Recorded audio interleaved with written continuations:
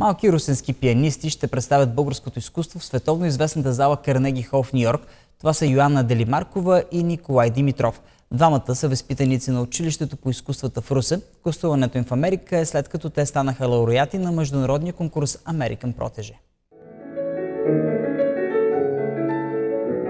Това са те, 12-годишната Йоанна и 13-годишният Николай.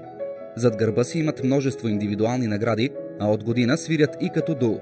Събира ги преподавателката им по пиано Даниела Кюркчиева, при която учат от 6 годишни.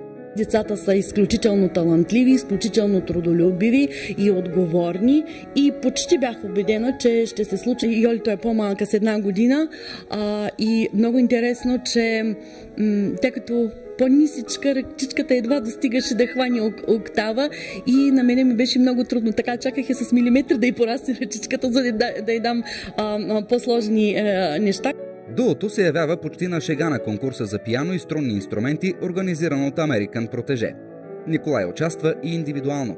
Резултатът са двете награди, които им дават право да свирят на камерната сцена на Карнеги Хол. Отначало не очаквах, но имах огромни надежди. Много исках да спечелим и мечтата ми се сбъдна и изключително съм щастлива. Много се вълнувам.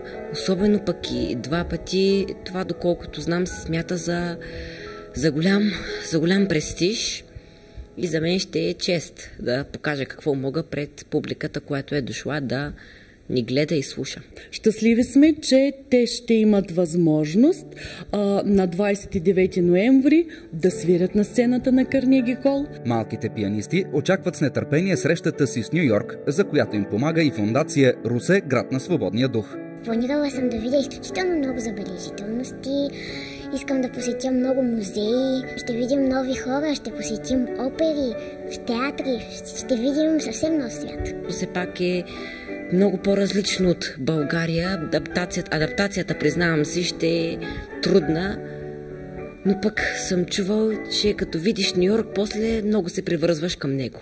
Мечтите и на Йоанна, и на Николай са свързани с голямата сцена. И двамата се надяват някой ден да свирят по света и да разнасят славата на българското изкуство и култура. За новините на BIT от Русе, аз съм Емил Димитров.